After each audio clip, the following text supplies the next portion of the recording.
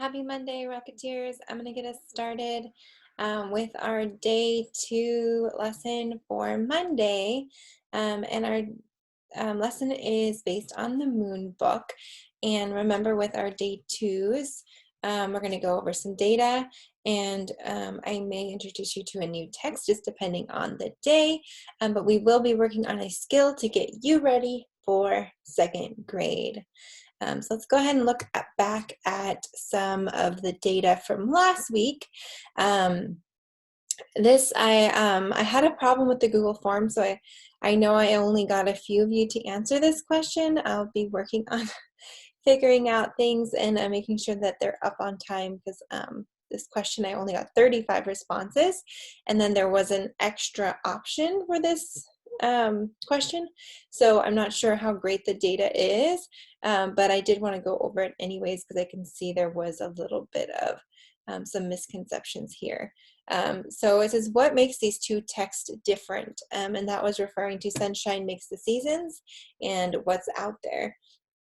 And the correct answer was the blue option that said Sunshine Makes the Season is all about the sun and how it interacts with Earth, whereas What Is Out There goes into detail about all of the planets. So that's what made those two texts different.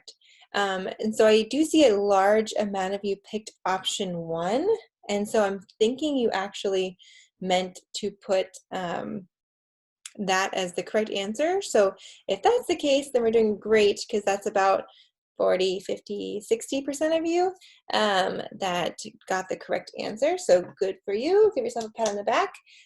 There was a small distractor, which was the red option, which was both of the texts talk about space.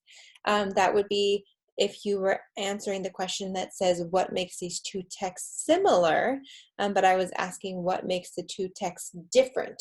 So similar, same, different, do it with me. Similar is like same, different is not the same.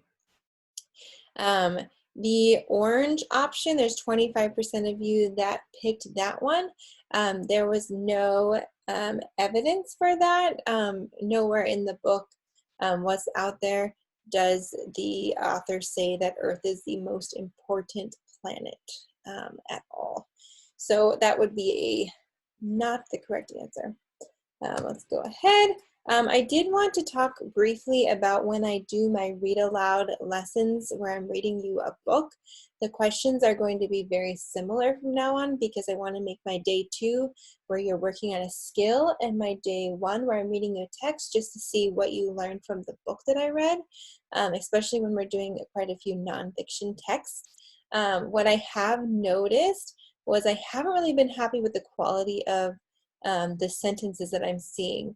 And so I know a lot of you are doing this on a phone or a tablet, so it might be harder for you to type, but if you could please try and make your answers a full and complete sentence, that would be really helpful, because I'm getting answers like my first question was, what was one new thing you learned about the moon?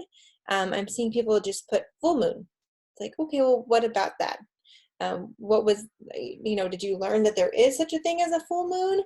I'm not sure if I'm understanding your answers, and it would be really helpful if you started your answer with, one new thing I learned about the moon was, and using that sort of sentence stem, like the new thing I learned was blank, blank, blank. Same thing with the next one. Is what is one thing you were still wondering about the moon? I got, is it big? The moon is swirling around the earth. That's not a question, but like it is, but there's no there's no meat to that. I really would love for you to, I'm still wondering blank, blank, blank. One thing I'm still wondering is, just to make it more meaningful for you all, I do have some good examples. These were some people that put in some full sentences, that remembered some facts from the video. If it helps, have a notebook and a pencil ready. Write some facts down as you're hearing them, as I'm reading the text to you. Shout out to these guys. Send you some sparkles over the internet.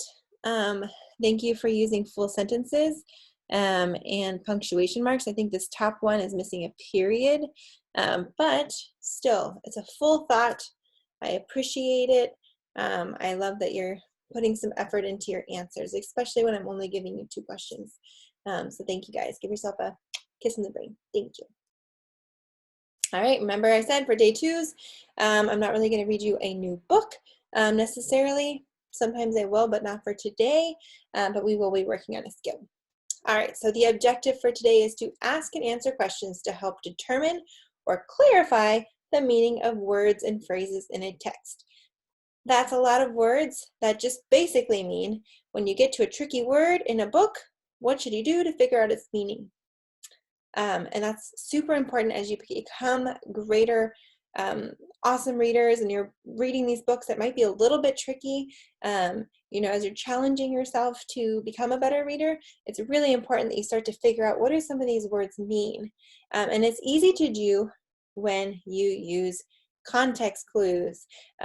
So context clues, here it says words in the text that can help you make a guess about what an unfamiliar word means. Unfamiliar means you probably haven't seen it before. Maybe you don't know what it means. It's not familiar to you.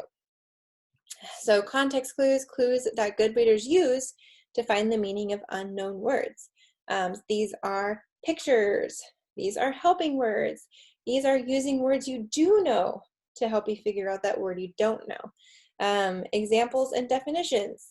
So I'm going to go through some ways you can find out these tricky words. And then I'm going to be sending you off with a part of a text and have you let me see you use the skill in action. So how are you going to do this? When you get to an unfamiliar word, keep reading to the end of a sentence. It's important that you don't stop and just go, what? What does this mean? Think about the unfamiliar word and ask yourself, have I heard this word before? What information does the text around the word give me? And is there another way I can use this word? Is there another word that I know that can mean the same thing? Think about what the sentence is about. Go back to the unfamiliar word and ask yourself, what other word makes sense here? Do the text features give me any information about the meaning of the word? Maybe try the word in a sentence. If that makes sense, you found the meaning, keep reading. If it doesn't make sense, try another word in the sentence. But remember, great readers ask questions about words that they don't know, and they find clues in the text to help them figure out the meaning of those unfamiliar words. Try to figure it out, guys. You know, there's so many clues in the text, and I'm going to show you right now an example from this book where I stopped on a tricky word that I hadn't seen before. So watch my thinking. So watch me think. Say it with me, watch me think. Thank you.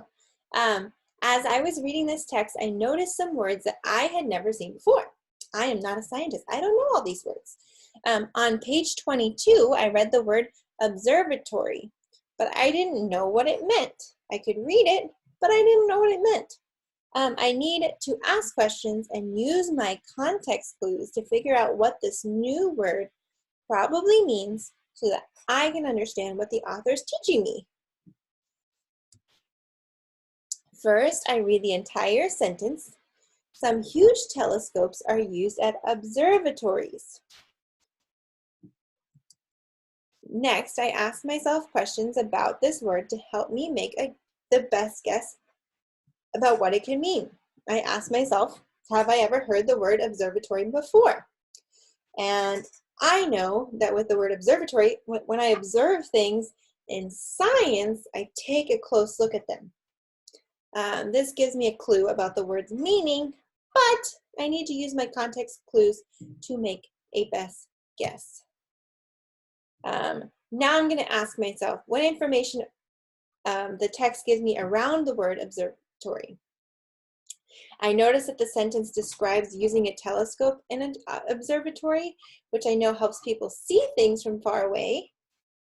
And finally, I look at the text features on this page, and I actually see a picture of a large building. Another text feature I see is there's a label, kind of. It's right next to that large building where you see a little thing coming off on the bottom here. It says observatory. So finally, I'm going to ask myself, what other word makes sense here?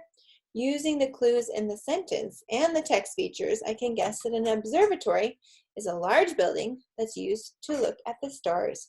So let me try it in a sentence to see if it makes sense. Some huge telescopes are used at large buildings used to look at the stars.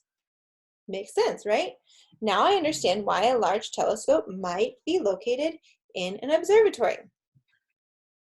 I'm going to have you show me your thinking on figuring out the meaning of new and tricky words in the Google Doc. So I'll be putting a short piece of text, and I'm going to give you one word from the text, and I want you to use your context clues to figure out the meaning of that new, unfamiliar word. I'm going to go back. I had a little anchor chart in here just to make this short and sweet when we come to the end of this. Look at those pictures. Look at the helping words. Read the words around the word that you don't know. Try to look for those text features. Like in nonfiction books, there's a lot of text features that could really help you out and give you a clue to what the word means. I know this is a really big second grade skill, so if you have questions, please let me know. But please keep working and becoming better readers. I'm really excited to see how you guys do. See you on Tuesday.